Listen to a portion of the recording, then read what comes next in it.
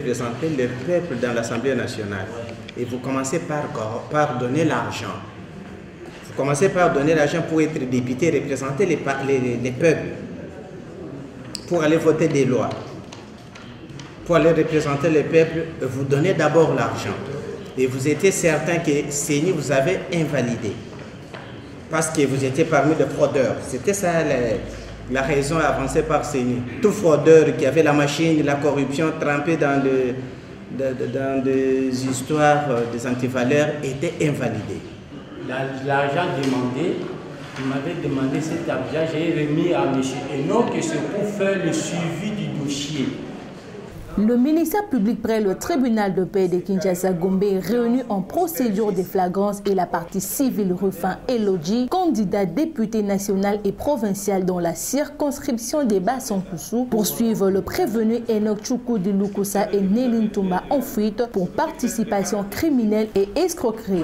Le fait remonte au mois de janvier 2024. Selon l'organe poursuivant, la partie civile Rufin Elodji, candidat député national et provincial dans la circonscription des Bas-Sankousou, après avoir vu sa candidature être invalidée par la CENI pour fraude, ces derniers se seraient approchés par la prévenue Néline Toumba en fuite, qui lui aurait rassuré que son mari présumé au magistrat près la Cour constitutionnelle pourrait l'aider à obtenir des faveurs à la Cour constitutionnelle, moyennant la somme de 4 000 $ américains. Rufin Elodji, partie civile dans la présente cause, aurait remis à cette dernière un acompte de 2 000 $ américains. L'organe de la loi affirme que quelque temps après, Rufin Elodji, candidat député national et provincial dans la circonscription des Bas-Sankousou, après avoir remis la somme restante, la première prévenue Néline Toumba lui aurait mis en contact avec son jeune frère Enoch Choukou de Lukusa, prévenu dans la présente cause, pour percevoir la somme restante. Le ministère public soutient également que le prévenu aurait également fait confectionner des fausses carte de visite pour son beau-frère afin d'attester sa fausse qualité de haut magistrat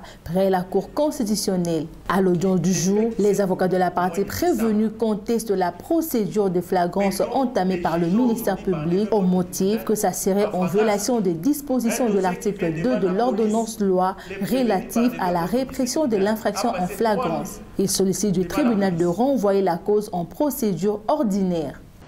Les faits qui s'est commis au mois de décembre, peut-on les juger aujourd'hui par devant votre tribunal en flagrance?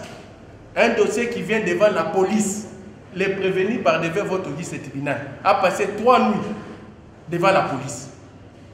La police, comme il a vidé sa saisine, parce que la police a le garde de vie de 48 heures. Après les 48 heures, il a transféré le dossier en bonne et due forme, comme tout dossier ordinaire.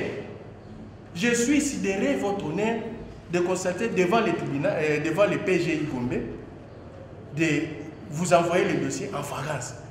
Le préalable que j'étais en train de soulever concernant la violation flagrante de la disposition de l'article 2 de la loi, de l'ordonnance loi numéro 78-001 du 24 février 1978 relative à la répression des infractions flagrantes.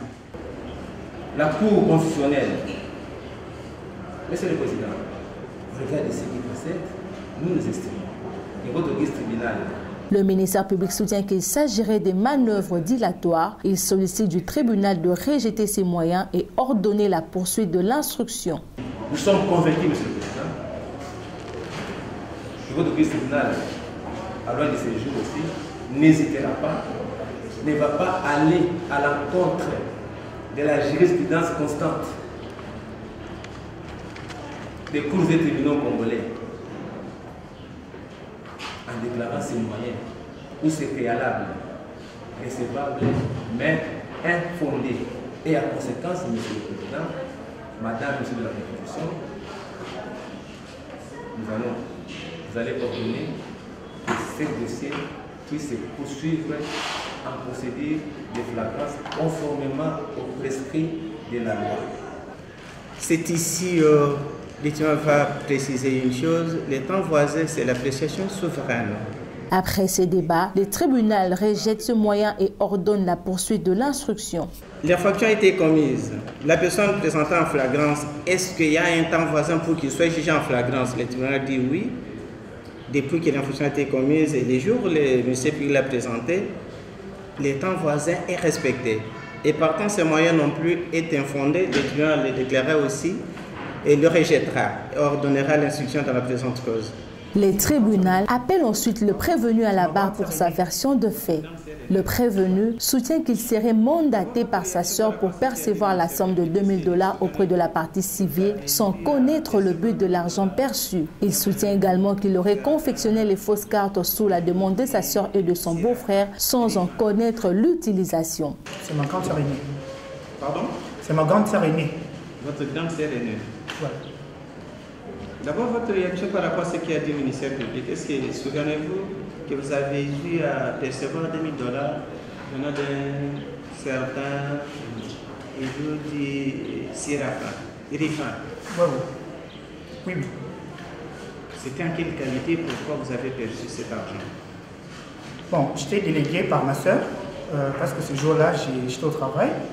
Le Boto, c'était au moment des propagandes. À ce moment-là, on finissait souvent le travail en retard.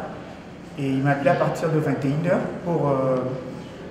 pour me dire que non, je devais me voir avec quelqu'un pour qu'il me donne une somme d'abord seulement, et puis tu vas me le ramener à la maison. Je dis ok, à la fin du travail, je vais aller me voir avec la personne. Et à la fin du travail, je me suis rendu à l'Aldar, en ville. J'ai rencontré la personne, il m'a donné 2000 $. Et avant, vu que c'est au moins une grande somme, il a fallu que je fasse une note. J'ai fait une note au nom de ma soeur. Parce que c'est elle qui va recevoir de l'argent, parce que l'argent ne m'appartient pas. C'est vous qui faites les cartes de visite? Oui. La carte au nom d'un magistrat de la Cour constitutionnelle? Je ne savais pas. Je l'ai su aussi seulement pas longtemps ici. Je ne savais pas qu'il était candidat. Votre beau-frère est avocat ou bien au magistrat? Bon, il est avocat. Non, ouais, okay. Il est avocat. Est-ce que vous lui avez déjà fait une carte de visite en tant qu'avocat? Non. Là, je sais seulement qu'il est avocat parce qu'il a montré... On demande si vous a déjà demandé de faire pour lui la carte de visite en tant qu'avocat. Non, pas encore. Mais vous a demandé seulement de faire en tant que haut magistrat de la Cour constitutionnelle. Voilà. Quand sa sœur, elle m'a parlé que, parce que quand moi je lui ai demandé que j'ai maintenant l'argent que tu m'avais demandé. Les tribunaux demandent également à la partie civile de donner sa version de fait. La partie civile Rufin Elodji confirme qu'il aurait remis ces sommes dans le but de bénéficier des faveurs de la Cour constitutionnelle, comme l'aurait rassuré la prévenue Néline Toumba en fuite. Sa sœur, elle m'a parlé que, parce que quand moi je lui ai demandé que j'ai maintenant l'argent que tu m'avais demandé, et c'était un peu tard, comment je peux vous donner maintenant cet argent?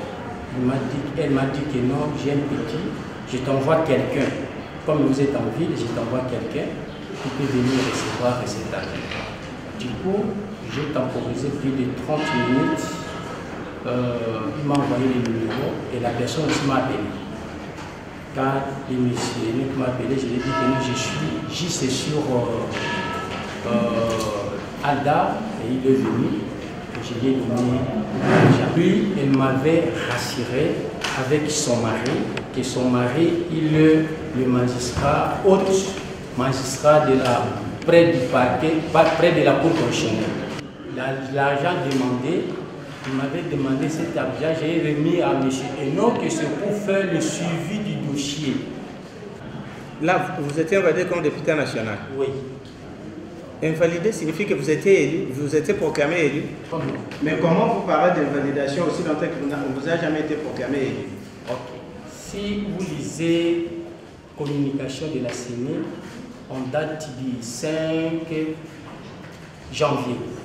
Il y avait un communiqué que la CENI a invalidé un lot de candidats, à peu près 82, que le dossier est passé à la Cour constitutionnelle.